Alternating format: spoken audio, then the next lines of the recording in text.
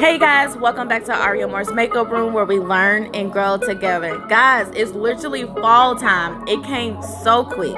Today we're going to be working with scar wax. You can get this scar wax on Amazon.com. Just type in scar wax, guys, and it will pop up. They have so many different kits for you to try to work with. So before we even do anything to my client's face, I am going to use my setting powder to help with any oil control throughout the day because she has a photo shoot and we want to make sure everything lasts. She's so cute, y'all. Look, we are using the gum adhesive, okay? The gum adhesive is what's going to help make that wax stick. You don't want to miss this step, guys, because I promise you that wax will slide off your face. And sometimes it slides off with the adhesive, so just find the one that works for you. But yeah, place it wherever you need it.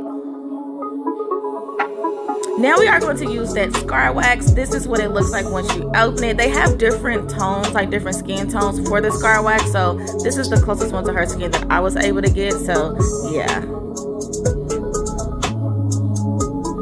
What I do is I just take my time, I use my spatula, and I just work it into the skin, guys. You can roll it into the palm of your hand and shape everything on your hand before applying it to your client's face.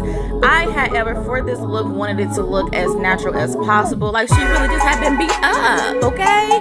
So yeah, we just kind of just work it ourselves and just let the wax do what it does. Sometimes just allowing the product to just act for itself comes out way better. The results are so much better and so natural.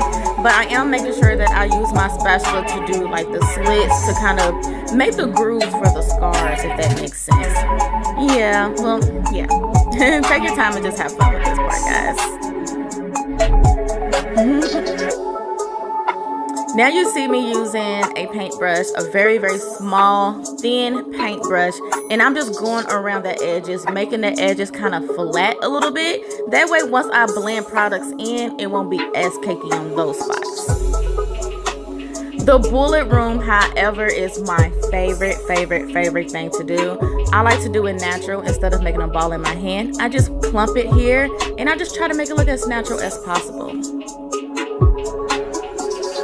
So yeah, my client had to pick up the camera for me. This is so much fun, y'all. Just digging the holes into the bullets. Just have fun with it and just do whatever comes to your mind. I'm adding that setting powder again, guys. Nice and slow. Add that setting powder all over your scars. Alright, now I'm just I went in, we missed the part a little bit, but I added some eyeshadow, my foundation shade for her, and yeah, guys, it's moving kind of quick, but now you see me adding the blood, and I did this everywhere.